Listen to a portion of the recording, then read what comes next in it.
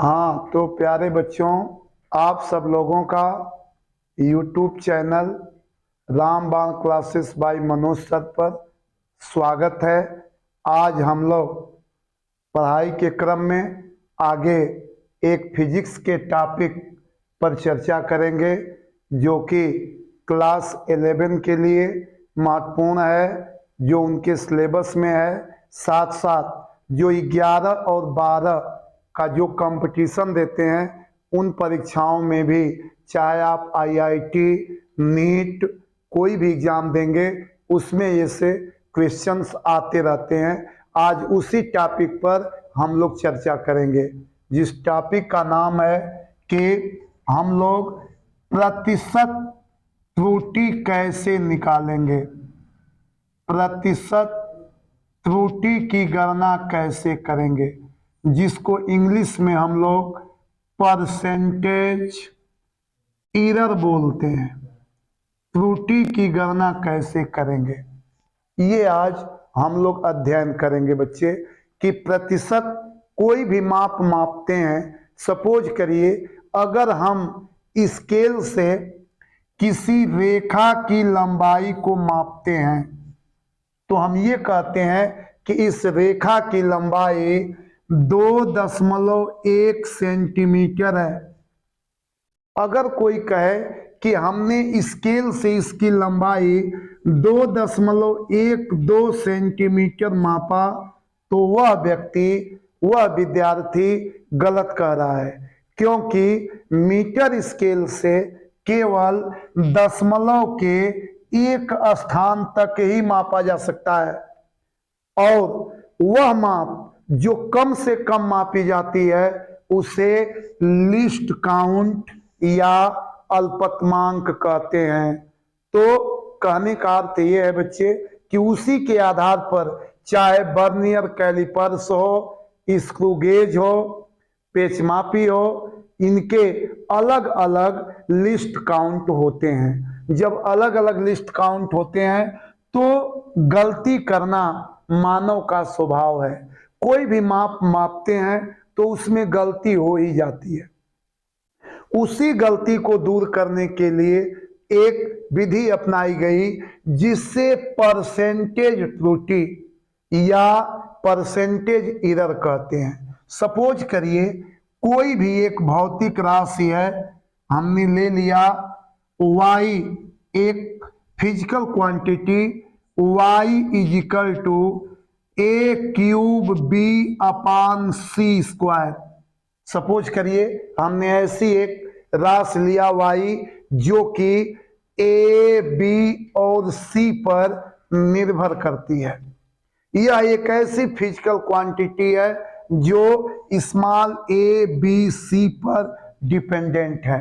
अब क्या करेंगे आगे बच्चे, ध्यान देंगे, ये उसका फाउंडेशन है, इसी के आधार पर आप हल करेंगे। Taking log both side, taking log both side, both sides, दोनों पक्षों का लॉग लेंगे। और जब लॉग लेंगे तो यहां से ऐसे भी कर सकते हो आप, सी स्क्वायर को ऊपर भेज देंगे तो एक ही लाइन में आप लिख लेंगे। तो y is equal to a cube b c के पावर -2, लॉग लिखे ही हैं, तो log y is equal to log bracket में a क्यूब b c के पावर -2 हो गया। बच्चे जानते हैं, हम लोग जानते हैं कि अगर log m इंटू n है तो उसको लिखा जाता है log m plus log n, ऐसे लिखा जाता है। अगर मल्टीप्लाई के रूप में रहेगा तो वह प्लस के रूप में लिखा जाएगा। उसी तरह से इसको अब प्लस के रूप में लिखेंगे तो यहां से हो जाएगा log y is equal to log a cube plus log b plus log c के पावर -2 हो गया। यहां से देखिए आप, अब क्या करेंगे, लॉगरिथम का यह रूल होता है कि जो पावर में होता है वह पहले आ जाता है। तो यहां से आ गया 3 log A plus log B minus 2 log C है। अब देखो यहां से ये आपका log y इजिकल टू इतना हुआ।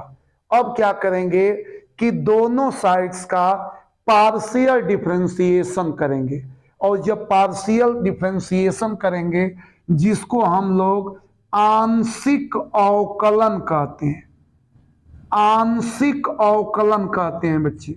अब देखो कैसे, इसका सिंपल रूल क्या है, जो आपको दिया गया है गिवन है, जैसे log y दिया है तो log y जब दिया है तो इसको लिख देंगे डेल्टा y अपान y।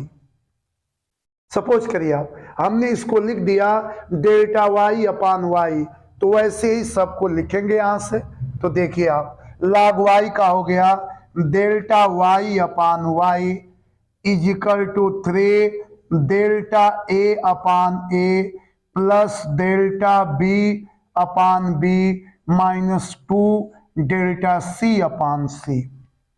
अब क्या करेंगे, अगर हम ये चाहते हैं कि इसमें अधिकतम मैक्सिमम परसेंटेज एरर निकालें तो क्या करेंगे, जो इसमें माइनस है उसको प्लस कर देंगे। तो जब प्लस करेंगे तो delta y upon y is equal to 3 delta a upon a plus delta b upon b plus 2 delta c upon c हो गया। Plus 2 delta c upon c, ये माइनस था प्लस किए, क्यों, मैक्सिमम के लिए हम चाह रहे हैं कि अधिकतम फाइंड आउट करें। तो जब अधिकतम फाइंड आउट करना चाहेंगे तो जो माइनस रहेगा उसको प्लस करेंगे तभी तो आपको मिलेगा। अगर आप अधिकतम चाह रहे हैं और उसमें से कुछ घट ही जा रहा है, डिक्रीजे हो जा रहा है, तो वह मान अधिकतम नहीं हो पाएगा, इसलिए उसको ऐसे कर लेंगे। जब बात परसेंटेज की आएगी, परसेंटेज का मतलब होता है 100 में उसको कैलकुलेट करते हैं, तब क्या करेंगे, दोनों पक्षों में 100 से मल्टीप्लाई करेंगे। और जब 100 से मल्टीप्लाई करेंगे तो देखिए बच्चे कैसे, तो यहां से हो गया आपका delta y upon y mod maximum है, और इसमें आपने 100 से मल्टीप्लाई किया है equal to 3 delta a upon a गुणते 100 plus delta b upon b गुणते 100 plus 2 delta c upon c गुणते 100। हमने क्या किया, सब में इससे गुणा कर दिए, और जब इससे गुणा कर दिए तो इस फार्मूला एक तरह से आपका एक कंसेप्ट बन गया। और इस कंसेप्ट के द्वारा आप आसानी से चाहेंगे तो उस भौतिक राशि जो y दिया गया है उसमें आप परसेंटेज एरर निकाल सकते हैं। सपोज करिए किसी क्वेश्चन में कह दिया कि a के मापन में 1% की त्रुटि हो रही है, सपोज करिए b के मापन में 2% की त्रुटि हो रही है, c के मापन में 3% की त्रुटि हो रही है। आप ये वैल्यू जितना है वो दिया रहेगा, लेकिन हम आपको सुविधा के लिए ऐसे मान दिए हैं। अब देखिए, जब प्रतिशत में दे दिया है तो इन्हीं मानों को इसमें रख देंगे, और जब इन मानों को इसमें रखेंगे तो ये हो गया 3 इंटू इतने की जगह पर रख देंगे 1% प्लस इतना के जगह पर हो गया 2% प्लस इतना के जगह पर हो गया 2 इंटू 3%। यहां से हो गया, जब इतना हुआ तो ये हो गया 3% प्लस 2% प्लस 6%, इतना हुआ। सबको ऐड कर दिए, जब सबको ऐड किए तो 3 2 5 और 6 11% हो गया, 11% हो गया। उस माप में हमने परसेंटेज एरर को ज्ञात कर लिया, हमने आपको उसका आधार बताए और इस पर तमाम प्रतियोगी परीक्षाओं में, चाहे वो IIT हो, नीट हो, उसमें ये क्वेश्चंस आते ही रहते हैं और यूपी बोर्ड में भी आते हैं कि कैसे आप कोई भी मान दे देगा। जैसे सपोज करिए इसी के आधार पर आपको दे दें, अगर कोई मान हमने लिख दिया ऐसे, सपोज करिए अपने मन से लिख रहे हैं एक क्वेश्चंस, मान लीजिए हमने लिखा कैसे, देखिए एक वैल्यू को लिख रहे हैं, सपोज करिए हमने लिखा y is equal to a cube b upon under root c into d, और ए के मापन में 1% की त्रुटि, बी के मापन में 2% की त्रुटि, सी के मापन में 3% की त्रुटि और डी के मापन में 4% की त्रुटि हो रही है। तो कहेगा कि y के मान में अधिकतम प्रतिशत त्रुटि क्या होगी। तो देखो बच्चे क्या करेंगे, इसको लिखेंगे y is equal to a cube b c के पावर -1/2, यह d है तो ऊपर जाएगा तो d के पावर -1 हो जाएगा। जब -1 हो जाएगा तो अब log लेंगे, तो log y is equal to log A cube b c के पावर -1/2 डी के पावर -1। अब क्या करेंगे, इनटू के रूप में है, प्लस के रूप में करेंगे, तो ये हो जाएगा log ए cube plus log B plus log C के पावर -1/2 प्लस log डी के पावर -1। अब क्या हुआ, यहां से ये आया 3 पहले आ गया, तो 3 log ए प्लस log बी -½ log सी -1 आ गया, -log डी आया। अब देखो बच्चे, इधर से आपका log y बराबर इतना हुआ, log y की वैल्यू इतनी आई। जब इतनी आए तो अब आप क्या करेंगे, इसमें पार्शियल करेंगे, तो delta y upon y 3 delta a upon a plus delta b upon b, इसको माइनस है तो अभी एक बार लिख दे रहे हैं, -½ delta c upon c plus minus, तो अभी रहने दे रहे हैं एक बार और, तो माइनस डेल्टा डी अपान डी। जब अधिकतम की बात आएगी तो जो माइनस है उसको प्लस कर देंगे, तो delta y upon y is equal to 3 delta a upon a plus delta b upon b plus ½ delta c upon c plus delta d upon d।